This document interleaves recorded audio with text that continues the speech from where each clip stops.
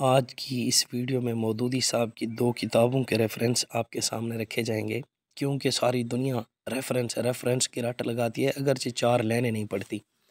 और यहाँ पर एक बात को नोट कर लीजिए, मौदूदी साहब की जो ख़च्चे हैं वो ख़च्चे हर एक को समझ नहीं आती, उलमाए किराम को सही समझ आती हैं। आप जब पढ़ेंगे तो आपको गलतफ़हमियाँ भी होंगी कि लो जी ये कोई गलतियाँ हैं, यही तो हमें दर्स दिया जाता है।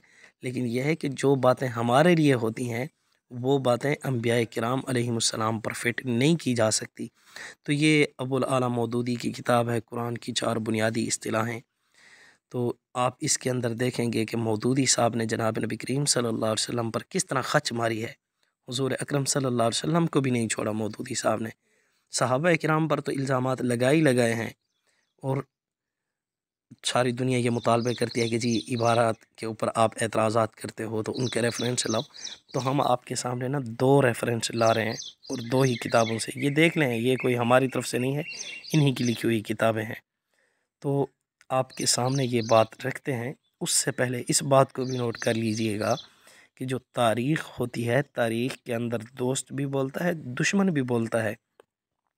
अगर तारीख़ लिखने वाला दोस्त है तो वो अच्छाइयाँ लिखेगा, तारीख़ लिखने वाला दुश्मन है तो वो बुराइयाँ लिखेगा। चंद एक होते हैं जो न्यूट्रल होकर क्या है अपने काम से काम रखते हैं और तारीख़ के अंदर अपनी नहीं छोड़ते, बल्कि जो हकीकत होती है उस हकीकत को लिख जाते हैं। ये चंद एक होते हैं। आपको पता है हदीसों के अंदर भी लोगों ने ज़्यादतियाँ की हैं, इसीलिए तो हदीसों की जांच पड़ताल करने के लिए उलमाए किराम ने अस्मा और रिजाल को मुदव्वन किया है और अहादीस की किस्में बनाई हैं कि जी चलो ठीक है, जो मनगढ़ंत हदीसें हैं उनको भी हदीसें मान लेते हैं, आया कि उनसे इस्तिदलाल किया जाएगा या नहीं। तो ये उलमाए किराम की मेहनत का समरा है, जिसकी वजह से पता चलता है कि आया कि ये हदीस सही है या नहीं। लोगों ने हदीस को माफ़ नहीं किया तो तारीख़ को कहाँ माफ़ करते हैं। तो इससे आपको ये भी मालूम हो गया। देखिए ये उसके लिए बातें हैं जो न्यूट्रल है, जो हक़ का मुतलाशी है, जो हक़ चाहता है, जो चाहता है कि जी मैं किसी के ऊपर ज़ुल्म ना करूँ, किसी को बुरा भला ना कहूँ। चाहे जाए कि सहाबा किराम को लोग बुरा भला कह रहे हैं, तो वो लोग जो किसी को बुरा भला नहीं कहना चाहते, हक़ तलाश करना चाहते हैं, ये गुफ्तगू, ये वीडियोज़, ये रेफ़रेंस उन्हीं लोगों के लिए हैं, उनके लिए नहीं है जो सिर्फ़ और सिर्फ़ इल्ज़ामात लगाना चाहते हों और ज़ुबान दराज़ियाँ करना चाहते हों और गलत कमेंट्स करना चाहते हों। उनके लिए कोई बात नहीं है, माज़रत वो जा सकते हैं। तो देखें, मैं फिर अर्ज़ कर रहा हूँ, जब लोगों ने हदीसों को नहीं छोड़ा तो तारीख़ को कहाँ छोड़ेंगे। हाँ, अगर मेयार सहाबा पढ़ना है, हुज़ूर की शान पढ़नी है तो फिर कुरान पाक पढ़ना पड़ेगा। इसलिए कि लोगों ने कुरान को भी नहीं छोड़ा वैसे, लेकिन कुरान पाक आपको पता है इन्ना नहनु नज़्ज़लना ज़िक्र व इन्ना लहू लहाफ़िज़ून, इसकी ज़िम्मेदारी किसी सहाबिया औरत ने, नबी की घरवाली ने नहीं ली। इसकी ज़िम्मेदारी असहाब मोहम्मद ने नहीं ली सल्लल्लाहु अलैहि वसल्लम। कुरान पाक की हिफाजत की ज़िम्मेदारी अल्लाह रब्बुल इज़्ज़त ने ख़ुद ली है। इसलिए अल्लाह रब्बुल इज़्ज़त ने ख़ुद ज़िम्मेदारी ली है तो वो कुरान पाक महफूज है। उसके अंदर किसी किस्म का इश्काल नहीं है, रद्द-व-बदल नहीं है।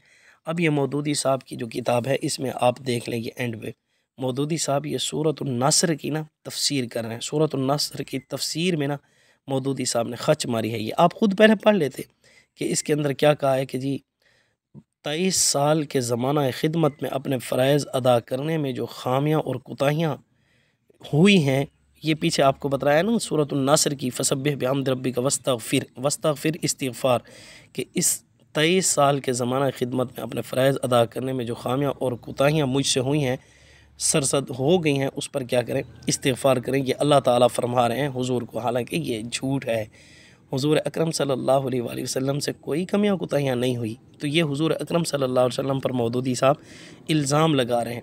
अब ये जो बात है ये आप कहेंगे कि जी तबलीगी जमात वाले भी तो यही कहते हैं कि जी इस्तिग़फ़ार करें, इस्तिग़फ़ार भाई ठीक है, इस्तिग़फ़ार करना चाहिए। वो हम कहते हैं कि इस्तिग़फ़ार कबूलियत के लिए किया जाए। यहाँ पर इल्ज़ाम लगाया जा रहा है कमियों कोताहियों का कि हुज़ूर से कमियाँ कोताहियाँ हो गई, इसलिए हुज़ूर अकरम सल्लल्लाहु अलैहि वसल्लम को हुक्म दिया गया है कि जी आप क्या करें, अपनी कमियों कोताहियों पर इस्तिग़फ़ार करें। भाई हुज़ूर से कोई कमियाँ कोताहियाँ नहीं हुई। हाँ, हम जो करते हैं, हम कहते हैं कि जी नमाज के बाद इस्तिग़फ़ार करते हैं या इसी तरह हुज़ूर भी किया करते थे। तो इस्तिग़फ़ार करना चाहिए, इस्तिग़फ़ार कबूलियत के लिए भी किया जाता है। लेकिन यहाँ पर इस्तिग़फ़ार अल्लाह ताला ने ख़ुद हुक्म दिया है कि करें हुज़ूर, लेकिन हुज़ूर अकरम सल्लल्लाहु अलैहि वसल्लम पर कोई इल्ज़ाम तो नहीं लगा सकता। ये तो ऐसे ही हो गया जिस तरह फिर ये कोई कह दे कि जी वो है ना सूरतुल अहज़ाब, या अय्युहन नबी इत्तक़िल्लाह वला तुतिइल काफ़िरीन वल मुनाफ़िकीन, ए नबी अल्लाह से डरिए। इसका मतलब कोई ये निकाल ले कि हुज़ूर अकरम सल्लल्लाहु अलैहि वसल्लम अल्लाह ताला से नहीं डरते थे माअज़ल्लाह, और इसी तरह काफ़िरीन और मुनाफ़िकीन की पैरवी किया करते थे। तो अल्लाह पाक ने हुक्म दिया माअज़ल्लाह माअज़ल्लाह, या अय्युहन नबी इत्तक़िल्लाह वला तुतिइल काफ़िरीन वल मुनाफ़िकीन, कि काफ़िर और मुनाफ़िकों की इत्तिबा ना करें। अगर यहाँ पर ये माना फ़िट करते हैं कि हुज़ूर कमियाँ कोताहियाँ करते थे, इसीलिए अल्लाह ताला ने हुक्म दिया है कि जी इस्तिग़फ़ार करें, तो फिर ये ख़राबी आएगी कि जिस तरह वहाँ पर सूरतुल अहज़ाब में ये नहीं कहा जा सकता कि जी हुज़ूर काफ़िरों की इत्तिबा किया करते थे, या माअज़ल्लाह हुज़ूर अकरम सल्लल्लाहु अलैहि वसल्लम अल्लाह से नहीं डरा करते थे। तो इसी तरह यहाँ पर भी तो नहीं कह सकते। तो यही खच है, अगर यहाँ पर मान लिया जाए कि जी हुज़ूर अकरम सल्लल्लाहु अलैहि वसल्लम से कमियाँ कोताहियाँ हुई माअज़ल्लाह, तो फिर देखें, फिर ये जो दीन इस्लाम है, दीन इस्लाम मशकूक हो जाएगा। तो ये बातें हर एक को तो समझ नहीं आती। अब देखें यहाँ इस बात को जब जोड़ेंगे सूरतुल अहज़ाब के साथ, तब जाकर हमारी अकल खुलेगी, तब हमें पता चलेगा कि हाँ, यहाँ पर मौदूदी साहब ने क्या खच मारी है। अब देखें जमात इस्लामी के अंदर जो लोग हैं सारे मौदूदी साहब जैसे नहीं हैं। मौदूदी साहब लिख गए हैं गलतियाँ, मौदूदी साहब जो हैं, मौदूदी साहब भी इंसान थे, उससे कमियाँ कोताही हुई हैं। तो जो कमियाँ कोताही हैं उससे उसको तो मानो। अब उन्होंने हज़रत उस्मान रज़ी अल्लाह ताला अन्हु के मुताल्लिक़ क्या लिखा है।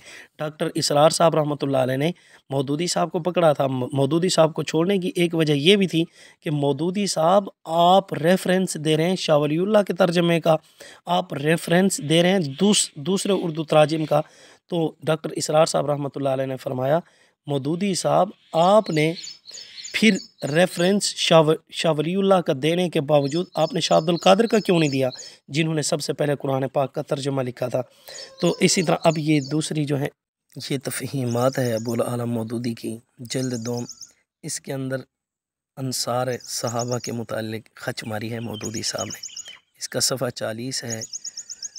इसमें मौदूदी साहब ने सहाबा किराम के बारे में गलत लिखा है।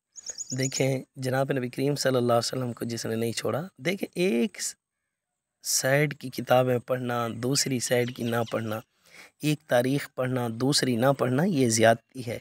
इसी को डॉक्टर इसरार साहब रहमतुल्लाह अलैह ने मौदूदी साहब को आगाह किया था कि मौदूदी साहब आप ये बात तो लिख रहे हैं कि हज़रत उस्मान रज़ी अल्लाह ताला अन्हु ने जी अब वो जो माल गनीमत था वो अपने साले को दे दिया था, तो तारीख़ के अंदर ये भी तो लिखा हुआ है कि हज़रत उस्मान रज़ी अल्लाह ताला अन्हु ने वो माल गनीमत अपने पैसों से ख़रीदा और पैसे बैतुल माल के अंदर जमा कराए और माल गनीमत जो था वो अपने साले को दे दिया। तो पूरी बात क्यों नहीं लिखी?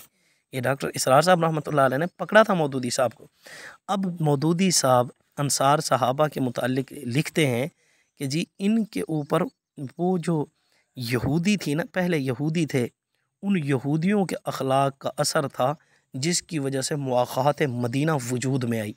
हालांकि पूरी दुनिया मुआख़ात मदीना पर फ़ख्र करती है, इससे पहले इस तरह की मुआख़ात नहीं हुई और इसी तरह का ईसार और हमदर्दी दुनिया के अंदर नज़र नहीं आई। और इसी तरह आज के जदीद दौर के अंदर भी इस तरह की मुआख़ात और इस तरह की हमदर्दी और ईसार कहीं से दूर दराज से भी, दूरबीन के ज़रिए भी देखा जाए तब भी नज़र नहीं आती, जिस तरह की मुआख़ात और जिस तरह का ईसार और इसी तरह हमदर्दाना निज़ाम जनाब नबी करीम सल्लल्लाहु अलैहि वसल्लम ने पैदा किया कि जब सहाबा किराम मक्का छोड़कर मदीना के अंदर आए तो उनको हुक्म दिया कि जिसकी जायदादें हैं वो जायदादें भी तकसीम कर दें मुहाजिरीन के अंदर, और इसी तरह जिसकी 2 बीवियाँ हैं वो अपनी एक बीवी को तलाक देकर अपने एक साथी को, अपने जो भाई बनाया है उस भाई को दे दे। सहाबा किराम ने दिया, तलाक देकर उसके निकाह में दे दे।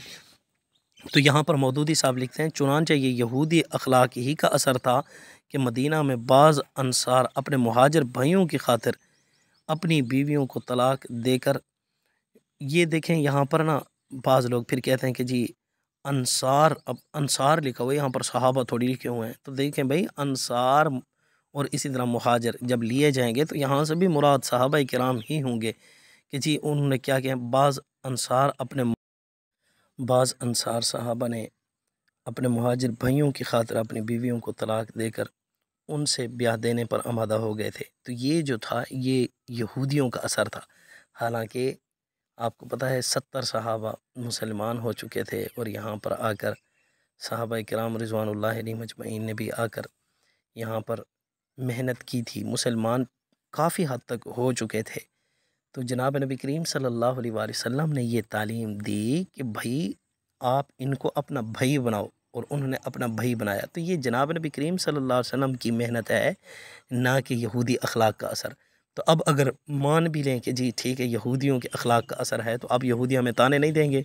वो कह लो जी तुम कहते हो कि